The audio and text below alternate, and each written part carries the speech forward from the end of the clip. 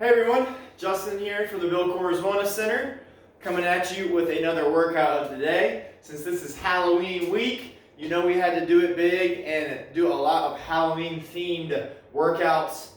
So for this one, I'm naming it Dead or Alive because by the time you finish, you're gonna have to decide whether you are dead or if your heart is still beating fast enough to consider yourself alive. So with that corny introduction out of the way, let's go ahead and get into this workout. We've got a 28-minute EMOM. I know that sounds like a lot, but the fourth minute of every set, and there's going to be 7 of them, to total 28 minutes, is going to be a complete 1 minute of rest. So with that said, you're going to need just one piece of equipment.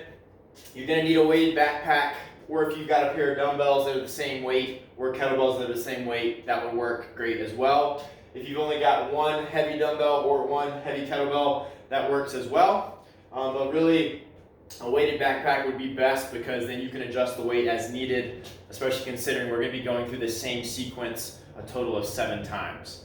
So with that said, it's every minute on the minute. Your first station for every first minute of each set is you're doing 8 thrusters, which is a squat to press, using whatever your weight implement is. So I want you breaking at the hips and knees at the same time. The weight stays at the shoulders. We're squatting, we're pressing it over our head.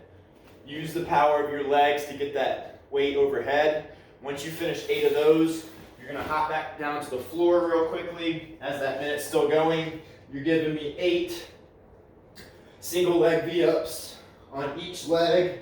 You gotta work quick here. As you're doing these, make sure you're exhaling as you're coming up. Try to keep that back somewhat flat. So that's your first minute task. Then your second minute of every 4-minute set is gonna be a burpee deadlift. You're doing 8 of them. So you're gonna want whatever your weight implement is in front of you. You're gonna kick back, give me a push up, get your feet up, deadlift your weight up. Make sure that whatever weight you're using is a little heavier than what you use for the press, the squat or press on that first minute. So have something that you can toss in real quick as you do these 8 burpee deadlifts. So again, kick or step out, push up from the feet or from the knees for a modified version. Then I'm working my feet back up to standing. I want the weight close to me. I want my hips pushed back, knees are soft. Notice that my hips are much higher than my knees. That's the differentiator between a squat and a deadlift. I'm going to brace my core, drive through my heels to do that deadlift. And I'm doing it all over again for a total of 8. Then the third minute of every set is our last task before we get complete rest for the 4th minute, and it is as many reps of Ghoul jumps as we can. So these are just broad jumps where we're jumping out, arms come out wide, I'm turning around, I'm doing the same thing going the other way, making sure that I'm extending through my hips, knees, and ankles all together, covering as much ground as I can, soft landing with those hips, knees, and ankles, as many reps as you can get in the 60-second time window.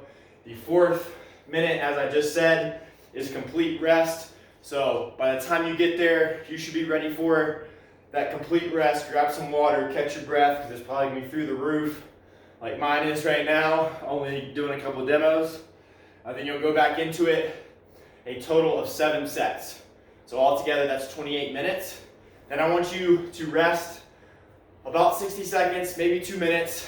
Then you're gonna move to the last task of the workout, which is going to be a 3-set circuit or 3 exercise circuit. We're doing 3 sets of those 3 exercises as quickly as possible. I do want you resting 60 seconds between sets 1 and 2 and 3. This is a core finisher, so it's all exercises that are going to focus on the core musculature that helps support the spine. And so for the first exercise we're doing, we're going to be completing 20 plank saws. So you're going to be in a low plank from the elbows. Squeeze the glutes, keep the core tight. I am pushing back, driving my heels towards the wall behind me. Then I'm pushing forward, bringing my shoulders over past my elbows. So again, it looks like this. Every forward back and going forward and backwards is 1. You're doing 20 of these. Go nice and slow. We're not timing these like we were the other ones. Once you get 20 of those done, you're moving to a side plank position. You can either go from the feet here, stacked, staggered makes it a little easier. From the knees, makes it easier than that. So you've got some options there. But we are doing a hip dip, and then we're threading the arm through for a plank, side plank reach through. Every hip dip and every reach through is 1. You're doing 10 on each side, and then you're doing, once you finish your 10 on each side, 20 all together, you're moving to the third and final movement, which is going to be a hip hinge hold. So we're gonna have our feet hip width apart, slight bend in the knees, drive the hips back. I'm bringing my arms up over my head in a Y fashion, and then I'm acting like I've got a band. I'm pulling, I'm squeezing the shoulder blades together, keeping the core tight, doing 20 of these hip hinge hold lat pull downs. If you have a band that you can pull as you're doing these, even better. It would look like this, and I'm just pulling 20 times. If you don't have a band, no worries. You're still gonna get plenty of burn in those hamstrings, glutes, low back, and even upper back as well when you're doing those. So again, to summarize, that last core finisher superset is 3 different exercises. Exercise 1 is 20 plank saws going back and forth. Then exercise 2 is your side plank hip dip to reach through. Then exercise 3 is your hip hinge to hold to lat pull down. Once you finish those 3, rest 60 seconds, go back through it 2 more times. That completes the Dead or Alive workout of the day. Hopefully you enjoyed it, and hopefully you're still alive and well. If you feel dead, then I guess we worked at the right intensity. So keep following us this week for more Halloween themed workouts, and we hope to see you in the next one.